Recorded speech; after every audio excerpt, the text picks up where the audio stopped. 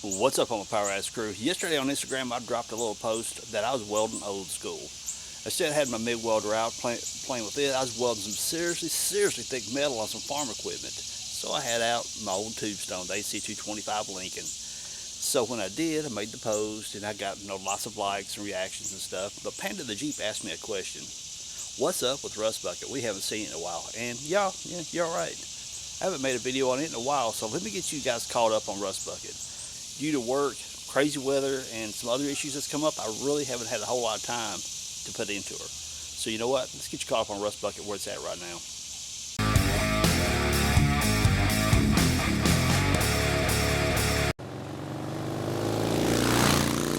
But as you can see, I'm out here working on her at the moment. You can see right there's one of the cab corners here, right there, putting the cab corner in.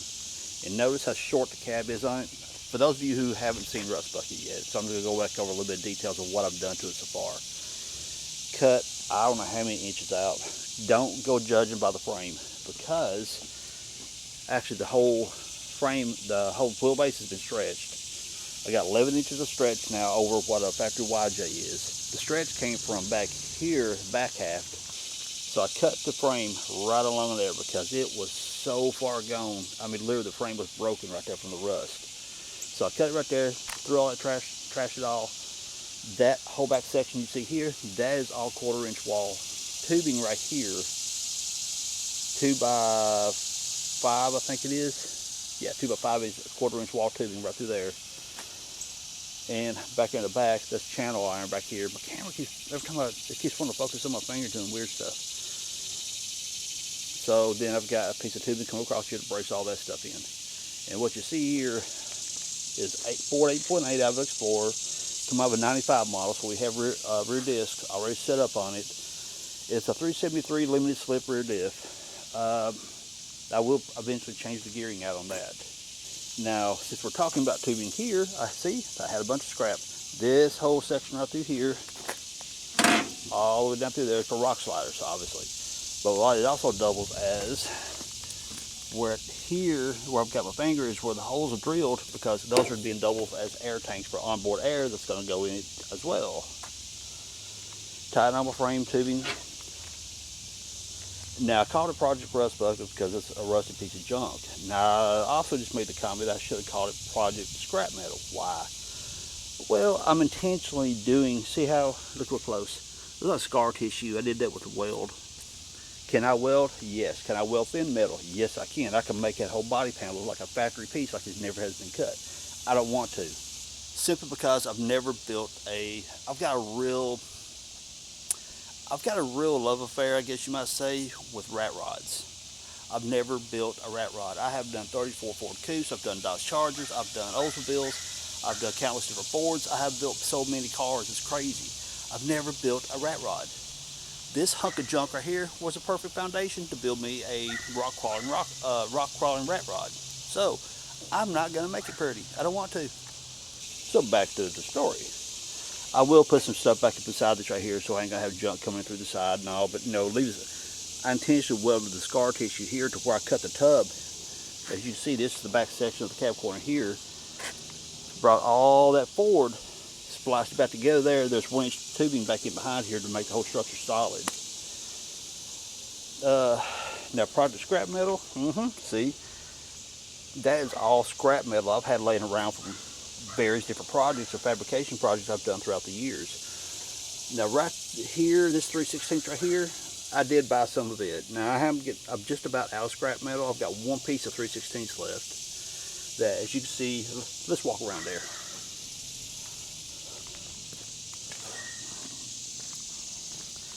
See, we can't really tell, I've got the lines right here drawn down. I'm going to cut here that cab corner is going in.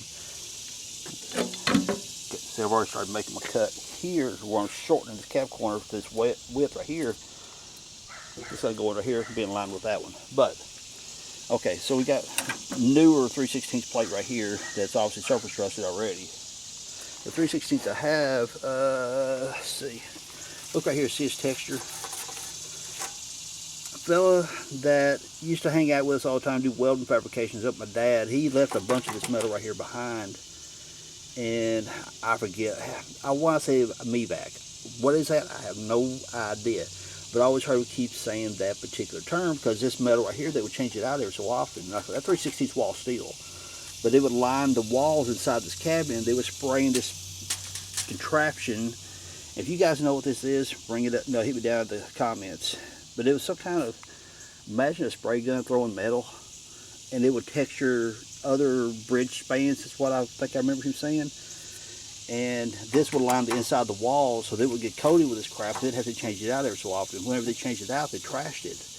And his employer always allowed him to buy it at scrap metal price, and I would in turn get it from him. So that's how this right here is textured metal comes from, and I had a bunch of it, and I've still got just a little bit left. Again, this side, more scrap tubing I had. Going all the way up, and again, this side right here is tapped for onboard air. 1-inch square tubing going for my fenders or lack up thereof, because it actually follows the contour of the hood. I ain't made up my mind what I'm doing up front here. I've got my headlight bezel, it's actually under the hood. I'm going to make me some kind of bumper rig going on here, but I'm not 100% sure what direction I'm going on that yet. Here's a little closer look at my fenders. Well, I say fenders. I haven't made my liners yet, but this right here just, again, contours right along the hood. I've got videos on that already that I can post. I'll drop down below in the description and maybe a pop-up card if it allows me of the playlist I've done of rust buckets so far. Let's see. Let's give you a little tour of my welding cart real quick. Okay, I said I made the post on a post on Instagram and over on Fix Juice. There's my old AC-225 Tombstone. When I gotta get real with my welds, that's the baby I use right there. A lot of people end up buying their MIG welders and forget all about their sticks. There is a place for stick. There's a place for MIG. But if I want that sucker just like bulletproof strong, I mean ridiculous strong, you can't beat a stick. MIGs do great. I love them. I would never give it up. If that thing died today, I'd have another one before the day's out. But I will not part with my sticks.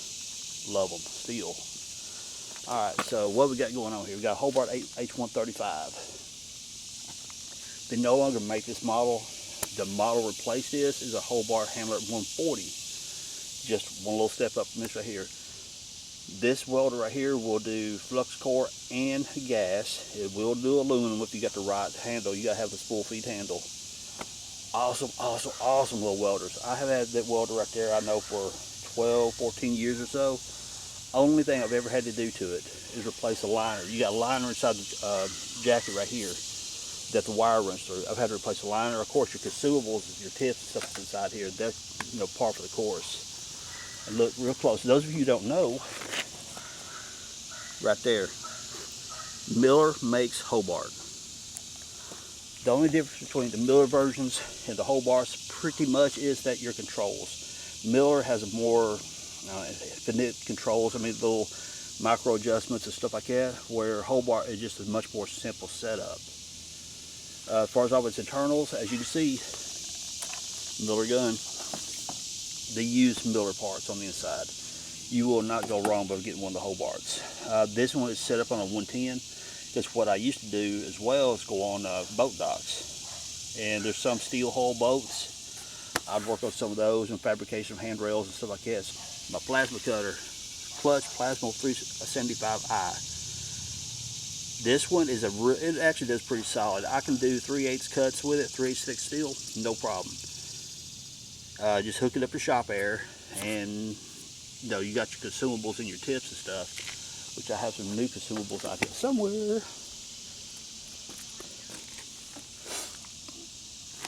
Now that plasma cutter came from Northern Tool.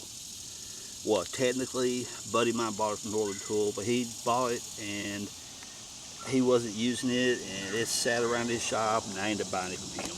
But anyway, the clutch brand right here comes from Northern Tool.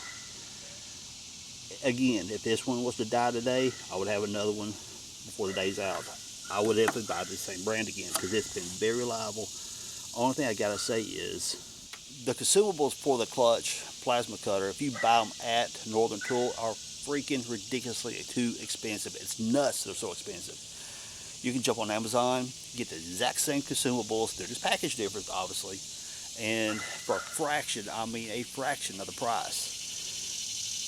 They got a good price on the plasmas and some of their welders and stuff like that. And I haven't used any of their welders, so I can't really comment on those. But their quality is anywhere near what that plasma cutter is. I got no problem with them.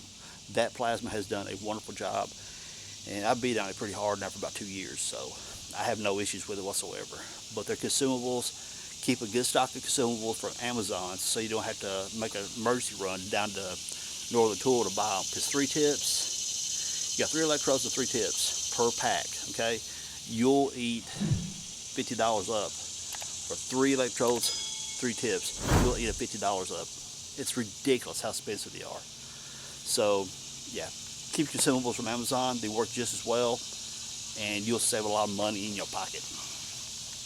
In my hood, I like this hood right here. A buddy of mine gave it to me years ago, and I have used the heck out of it since. It's a Jackson Huntsman, and I mean, it's auto darkening. You got your adjustments inside here. Let's get a good camera angle. But you know, you can how delay your shade, what shade you want to drop off at, how sensitivity. Okay, obviously there are better ones out there. I'm not going to argue that point, but I promise you, this one has served me well. Every so often I'll replace the lens here, and I'll replace the lens here, because the mechanics of the auto darken feature is actually a device inside here. This shield right here has got plastic cover on top of it that protects all this, and a shield here that protects that. So long as you keep those changed out, great clarity. It does very well, quick reacting, and I mean, you don't have to change batteries, solar powered. It's an awesome shield for the money, it really is. And I don't know how much, I don't know how much it costs, I really don't. I'll try to look it up on Amazon, drop a link, but as I said, my buddy gave this right here to me, and it's my favorite helmet of every one I have.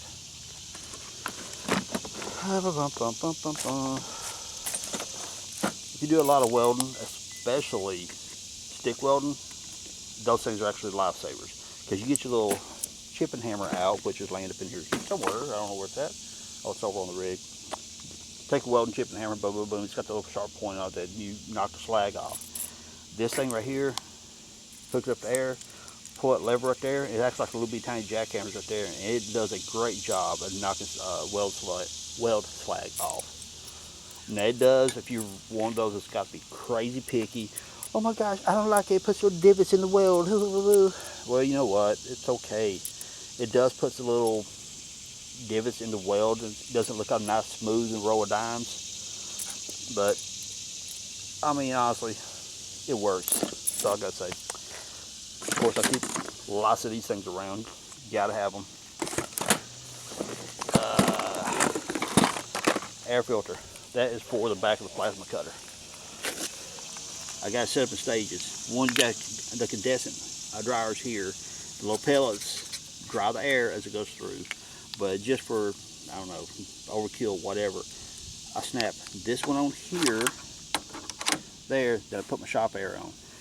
One thing about plasma cutters, you got to have clean air, because if you got dirty air going through it, it erodes your electrodes, your consumables so much quicker, and really wreaks havoc on the inside of the plasma. You got to have clean air going through it. So my shop air is pretty clean to begin with. I keep it pretty well maintained. But this right here is just more insurance to make sure your plasma cutters last longer. Because come on, this may not be a crazy one. I want to put a price on this, and I really don't remember. I'll look it up on Amazon, drop a link for you guys to see how much it is. I keep wanting to say 400, but I think it's a little bit more expensive than that. And of course, there's my MIG, the back end where my argon tanks or whatever type of gas you need hooks in right there. Awesome little welder. Just to give this day of glory, look at that. Ain't this old beast birdie? AC225 old school Lincoln. Every now and then I'll pull out some heavy metal. I'll say heavy metal, 3/16 quarter inch like that, and I'll run beads just to stay in practice with this, because I welded some really crazy, I mean like 1.5 inch stuff yesterday. And so obviously I want to use this on the heavy stuff, because I can stack the welds and field weld and all the fancy weld jargon you got to do.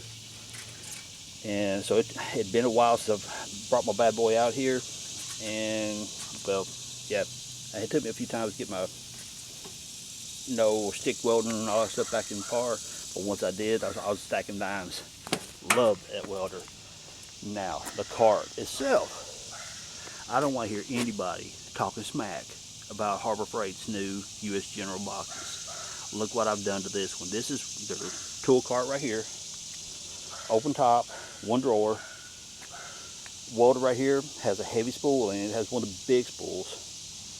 And of course, the plasma, it doesn't weigh a whole lot. That sucker weighs a ton, okay? And what I did, this is, if you see right here, coming up through there, and it comes out to an L here, that actually had wheels on it at one point right here that I would tilt it back, roll it out where I wanted stuff. Well, that heavy monstrosity is now bolted to the cart. This cart is freaking heavy. So I don't want to hear anybody talking smack about cheap boxes coming from Harbor Freight. Those boxes rock. I've got a 5-drawer and another one at work. I forget what drawer it is. It's like a 4-drawer, I think. And I use the heck out of them boxes, and they are good. They really, truly are good quality boxes. And let's see. Weeder line. Yep, that's supposed to be in there. And I don't remember what the heck I was doing with that, but anyway, got me a little organizer here. You see how well organized it is, isn't it? Big parts here, big tips. Nope. See, this is a 35 thousandths wire. I think these are 30s. Yeah, 30 thousandths wire here. 30 thousandths wire for thin sheet metal, 35 for thicker. And if it gets any thicker than I need to run 35, that's when I go to my stick. These things right here, come on people, my Jeep people that really modified stuff, you know what these are for. Modifying the rear yoke for U-bolts instead of straps. So yeah, you can see how organized I keep a box here. 30 thousandths wire here for sheet metal. I don't do a whole lot of sheet metal work, but when I do, I use a 30 thousandths wire, and everything I run's flux core because I weld outside 99.99999% of the time. Gas welding, you can do gas weld outside, but if it's windy, you're gonna have a problem. Here is the Amazon consumables for the plasma cutter. Less than 20 bucks, I think it is, but it has all the tips and all that stuff inside there. Less than 20 bucks, and there's 23 pieces. That's tips, electrodes. Heck, I tell you what, let's just open it up and see what's in there. Be right back. So here we go, we got the package open. I know somebody's gonna call me out, hey Chuck, there's your shipping hammer, you said it was over on the rig. Well, there's one over there too, and I got this one, so I got a bunch of tools around here. So we got 10 tips, 10 electrodes, 10 tips,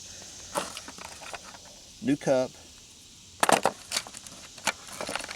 new swirl ring, and the little standoff guide right here. Because technically you're supposed to stay like 16th of an inch up off your metal, or about an 1/8 inch or so. This right here helps you maintain that space up off your metal, okay? Because you get the metal, what's called drag cutting. This is what you're dragging right here. If this is what you're cutting with. Drag cut means you got the tip laying on the metal. What that does, it forces the air and the plasma flame up inside the tip. It roasts the crap out of your tips. If I got one in here, yeah, here we go. See, that's what drag cut does. It'll mutilate your tips. They're consumable, so they're supposed to wear out, so don't be freaking out. Oh my gosh, it's defective. No, that's actually what happens. They're consumable parts. That's why you buy more of them. Just like if you wear a saw blade. See, again, there's a drag cut. But I was cutting some seriously heavy metal. I think I was cutting like 1/2 inch. I think I was cutting with that. Or I would just use these tips a long time till they finally give up on me, and I'm too stingy to replace them every single time. So when they start acting up, it's when I replace them. So yep, there's about the plasma. Now if you guys want me to do a video strictly on the plasma, how the tips go together, stuff like that, I'll do that. Just drop it down in the comments and we'll go from there. How these are in there, I'm not sure, but these things are a lifesaver. My buddy Wayne gave me these. These things are so awesome. Bolt extractors. See, put them on there, you kind of hammer them down a little bit, turn them, they engage into the head of the bolt, back them right out. Awesome, awesome, awesome, awesome. I actually used them on Rust Bucket when I was first taking it apart. And there's supposed to be wrenches in it. Apparently they're all scattered in here now. keep one of these right here around. Snap out on the end of the airline. You take and bend that, blow stuff off. And well, I kind of use that for the same thing, except I can regulate how much airflow comes through that one. Another fried plasma tip. And that was eat up. Hey, there's a good one. Put it over here. And cups my rivet gun. So organized, isn't it? Oh, these things are awesome too. Christmas tree bits, unit bits, whatever you want to call them. They awesome. And here's that one. And that one. So, anyway, I didn't mean to turn this into a tool, but my welding car tour. Key chuck for my drill. I keep these right here around from the plasma, and from the looks of that one back there, it's time to change it, because that one back there is pink. They're supposed to be blue. Whenever you do turn pink, that means they're full of moisture. It's time to change them out. Screw extractors. Sparkler for my tanks, which I never use anymore since I bought plasma for my oxy tanks. Yeah, I never use my oxy tanks anymore. I think they're actually at my dad's map gas tank or something like that doesn't have the auto start on it. That's about the only reason I keep this thing around. But now I bought me a new torch for my map tanks, and now I just push a button, done. Technology, people, make you lazy. Pry bar, random wrench, I don't know why it's there. These are for my new fenders going on my 91, which we'll be getting to a video on those later. Anyway, I didn't mean to turn this into a tour of a welding cart, but now you see how junky it is and the stuff I use. Oh, 7018, see, 7018 rods, 6011 rods. Put this over here. Put this over here. Say, punch knockout set. Gotta have grinder wheels. And of course, the wrench stuff for the tools. Actually, I bought that to restore a cast iron pan that is totally scaled over. So yeah, I need to get that project going. Hot glue gun. I don't remember why I had those. Yeah. Oh, these things right here are freaking awesome. I've got this pack right here, and I've got another one in the shop. These for butt welding sheet metal. Again, this is one of those things I can show you guys in a later video. Of course, then the blade for the chop saw. Gloves. I got lots of right-hand gloves, but I'm a little short on left-hand gloves, because what I do when I stick weld, I tend to use my left-hand glove, and I'll lay my rod across it, across my hand, and guide the rod to keep my little perfect, dime stacks, But the glove through here ends up shrinking from the heat, so I end up destroying a whole bunch of left-hand gloves. So I got a bunch of right-hand gloves left. Yep. Awesome. These things, I love them. See, here's a new pair of gloves.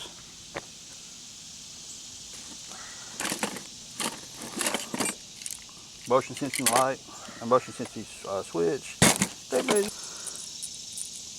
Little air manifold when I use it. Bolts.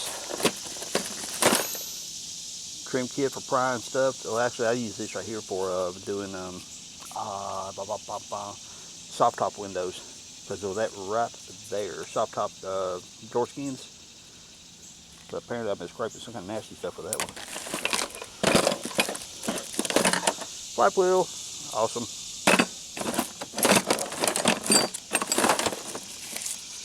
See where some of my parts come from. And bolts, drill bit, yeah, all my nice, neat, organized stuff here. Now that you got a tour of my welding cart, let's get back to rust buckets. I got a squirrel, sidetracked. All right, so what's coming up for rust bucket? Put the cap corners on. I've actually got a hard top for rust bucket now, but that is going to be a totally separate video. You guys are going to trip out when you see the hard top for it. Seriously, you will, because wow, it's busted all to pieces. But somebody's fancy stereo system wiring right here. That's crap's coming out. I'm taking the dash out. I mentioned doing a CJ conversion, CJ dash for a 91 that's got his nose stuck out beside the house right there. I'm going to leave it alone. I think I'm going to leave the YJ dash in that. I've got a CJ dash panel. I think I'm going to do the CJ dash in this, because really my 91 over there, it's pretty much my street rig. I mean, I pretty much drive it on the street. It sees some trail use, but I worked so much here lately that I haven't seen a trail in years. But I actually want to find an AC system, show you guys how to put air conditioning in your Jeep, stuff like that. So I actually want to make that one how to make a nice street rig, and this one's gonna be my how to build something that just you got to beat the snot out of, you know. So, all right, dash is coming out. CJ converted dash. Steering column. I'm taking this steering column out and doing something with it. Don't know what. I'm gonna get rid of it, sell it, something. It works. I mean, look, the needle's even functional. I've got all the linkage unhooked, which is way up underneath there for the automatic transmission, because I'm going to do a floor shifted setup in this, so this thing's pointless. This steering wheel's pointless for me. It is a tilt wheel, so I'll sell that thing. There's my stereo system. I don't know where the face is, don't care, because I'm going to put a different system in it. When I do the CJ dash conversion, I'm going to have all this junk hanging out from underneath it, and I'm really not too keen with that. Just gonna, I don't know, look tacky. Plus, it's giving me an opportunity to show you guys how to make your own custom boxes. If you got a strictly off-road rig and you want to put heat in it, you know, for winter wheeling and stuff like that, I'm gonna show you guys how to do a box that has a heater built into it. Do it out of fiberglass. Custom fiberglass boxes, people. Heater box. So, yep. And also, I want to put in a contraption to heat food up. You know, you take and run your antifreeze lines or coolant lines, whatever, run it through here, cycle around the food, and take it back to the engine like you would your heater core, but you're heating up your food. That it works very well. I know somebody's got to ring in there, hey, Matt did that to Scorpion. You're right, Matt did do that to Scorpion. Matt from Bleeping Jeep, that is. And I can vouch for it personally, to how well that little food heater contraption he's got, it works very well, and I can personally vouch for that. I spent some time in the Scorpion for about 3 days, up there hanging out with them, and stuff like that, so I can vouch for that thing. It works very well. These door panels are in pretty decent shape, but I'm going to take this section right down through here and do some fiberglass custom speaker pods. This section here, so you can take your factory door panels, door cards, whatever you want to call them, and make your own little speaker pods down here, and I'll show you guys how to do that out of fiberglass as well. Those are upcoming projects later on down the road. But what if you don't have a door panel at all? I'm going to do that too. Again, later project for fiberglass, how to make a full-size door piece right here with custom speaker pods and everything. That'll be sick. Okay, I mentioned earlier that this is a Ford Explorer 8.8 373 limited slip. But what I'm going to do, since I didn't get this thing done in time to really go have any fun wheeling at some of the events around here, I'm going to go ahead and do spring over axle. Yep, I'm going to go ahead and put those springs on top of the axle. Since these are not welded in, these are rough stuff, I believe, and it's a combination of rough stuff and motor-built parts I've got back here. Now, obviously, we're on the front axle now, and we got some videos coming up on this as well. How to change ball joints, U-joints, which I've already done several videos on how to change U-joints. So I'm probably not going to shoot one on how to change them in the axle. I've already done them in drive shafts enough that really the procedure's no different. I can drop a link to the playlist for all that stuff. I've got new all front end parts from tie rod end to tie rod end all the way up to the steering box. I've got brand new parts going in. But what's going to happen, this axle right here needs to go in my 91 model, because I pulled the rear end out of this one a long time ago, the Dana 35, stuck it in my 91 because I blew the rear end up in it. So this is a 355 front axle. The rear axle in my 91 is a 355 because it came out of Rust Bucket. So this axle needs to go in my 91 so my gears match and I can have my four-wheel drive back. So I'm rebuilding this front right here completely. New ball joints, all the steering geometry, stuff like that. All that stuff's going in new before it's going in my 91. So I'm going to pull the 30 out of the 91, drop in this, but with some mods. What mods is that? Change out the axles to the XJ axles. We got bigger U-joints. Get rid of that axle disconnect on the other end. Go into the WJ knuckles. Take out that knuckle right there so you can go to the big brake setup. Probably going to truss it. Then on my steering, stuff like that, going to the bigger, beefier steering, getting away from the thin stuff for the YJ, going to probably a 1-ton TREs or something like that. We'll just see what I got available at that point. Of course, like I mentioned in the back, let's bring over axle. Axle goes under the springs, so I'll get my lift going that way. And I haven't made up my mind yet whether I want to go ahead and stretch the front of this, put like a XJ springs, and move my axle forward a little bit. I'm thinking about going ahead and stretching, but I ain't made up my mind yet. We'll cross that bridge when I start doing all that.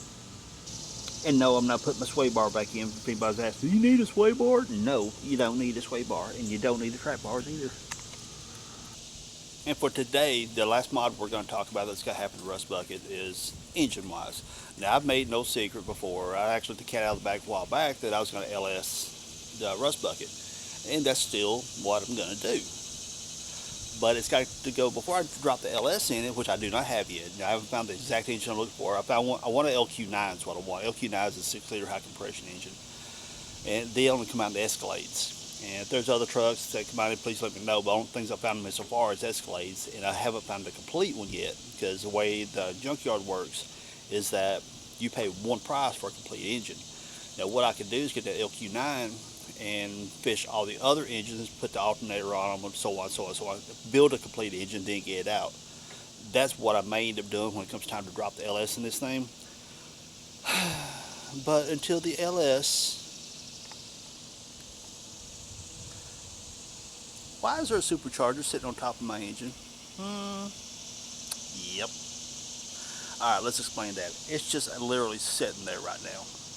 Let me see. It just tilts around. What Rust Bucket also provides for me is a base for building my 91. Here's my game plan. Rust Bucket will end up LS powered. I want the LQ9, but when it all comes down to the end, if I end up with a LQ9 is a 6-liter high compression, but I end up with a 5-liter, 5.3 or something like that. If I end up with a 5.3, I'm going to boost the snot out of it. Well, honestly, know me, Power Addicts. Power Addicts was originally started out as just about cars and stuff like that, and it evolved into a Jeep thing. I've got that addiction for power because that's what my mom told me. She said, "You got issues, boy. You like power." So, even if I did put the 6-liter in it, I'll probably end up boosting it anyway for the fun of it. But what's going on here is I'm going to figure out how to set up the supercharger, how to control the timing, how to control fuel, get it all dialed in. And once I get all that dialed in, then I build my stroker. Then I, of course, up my fuel, whatever I got to do for the stroker engine, then all that is going in my 91. So this is my test bed for putting the supercharger in and the strokers. The stroking part's easy. That's easy stuff. I can do that stuff as just naturally breathing. I've built so many engines in my life. But a boosted stroker, then all that goes in my 91. Then the LS will go in this. Now I've got 2 other engine blocks laying around here that I'll probably fabricate my brackets and stuff up on it, then transfer them over to this, so I don't have to take this thing down just to do a whole bunch of welding fabrication. So again, I got 2 other engine blocks, complete engines, that I'll do all my fabrication work to. Once I get them fabricated, transfer it to this, mount the supercharger, and do all the fancy fuel and electrical work and stuff like that from there. So now, if you haven't subscribed, come on, man. Supercharger, what else is going to take to get you to subscribe, really? So, there you go. Now you know. Jeepyj and all my other Power Addicts crew, now you know what's going on with Rust Bucket. And you know what's coming up. We're going to have spring over axle, CJ dash, supercharger, yes, power, baby. And like I said, brake upgrades for the WJ knuckle conversion. We'll just figure out what we're going to do with the brake booster, whatever happens with that. So, a lot of cool stuff. Fiberglass tricks. You guys don't want to miss the fiberglass stuff. I'm actually working on another side project for the fiberglass, but we'll get to that a little bit later on. So, if you guys enjoyed the video, you know what's up. That thumbs up, subscribe if you haven't. Leave me some cool comments down below, and I really appreciate you hanging out with me. Peace out. Later, y'all. Peace.